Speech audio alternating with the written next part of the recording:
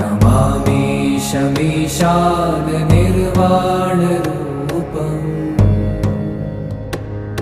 विभुं व्यापकं ब्रह्मवेदस्वरूपम्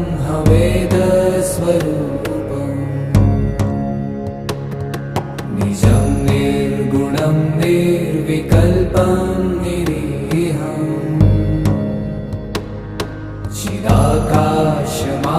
चिदाकाशमाकाशवासं भजेऽहम्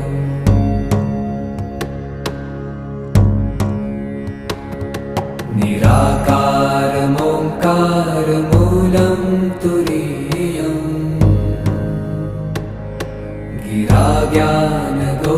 गिराज्ञानगोतीतमीशं